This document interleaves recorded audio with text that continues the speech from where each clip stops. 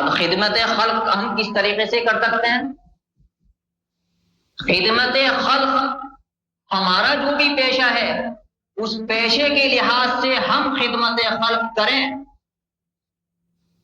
اللہ نے جو بھی ہمیں مقام دیا ہے، جو بھی ہمیں کاروبار دیا ہے، جو بھی ہمارا پیشہ بنایا ہے، جو بھی ذریعہ معاش بنایا ہے، تو جہاں تک ہو سکتا ہے ہم سے ہم اس پیشے کے اندر رہتے ہوئے خدمت خلق کریں۔ مثال کے طور پر اگر کوئی ڈاکٹر ہے تو ڈاکٹری کا پیشہ تو ویسے بھی خدمت خلق کا پیشہ ہے، لیکن اس سے بھی ایک اونچے درجے کی بات ہے خدمت خلق کی۔ وہ کیا؟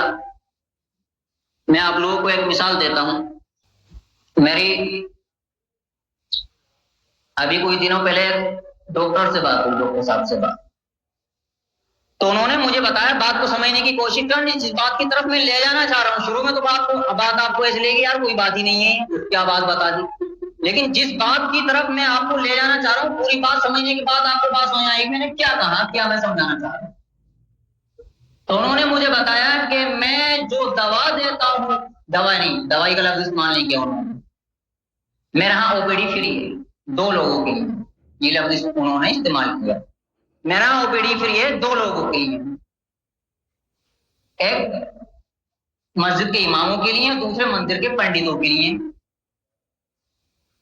2 لوگوں کے لیے میرے یہاں او پی ڈی بالکل فری ہے۔ اب یہ بات تو سمجھ میں آتی ہے کہ چلو کسی حافظ عالم کے لیے او پی ڈی فری ہے، ثواب کی نیت سے کر دیا ہوگا، یہ بات تو سمجھ میں آ رہی ہے، لیکن مندر کے پنڈتوں کے لیے کیوں فری او پی ڈی؟ یہ بات سمجھ میں نہیں آ رہی، یہ بات سمجھا رہا ہوں۔ ان کے لیے جو او پی ڈی فری کی گئی ہے اس سے 2 فائدے ہوں گے۔ یہ کیا ہے؟ خدمت خلق ہے، یہ بھی خدمت خلق۔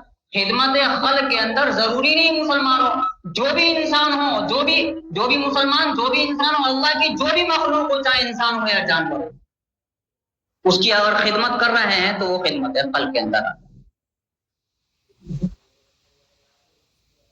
تو اس کو کیا فائدہ ہوگا؟ اس سے 2 فائدے ہوں گے۔ پہلی چیز تو یہ ہے کہ اس کا جو دل ہے وہ نرم ہو جائے گا اسلام کے لیے۔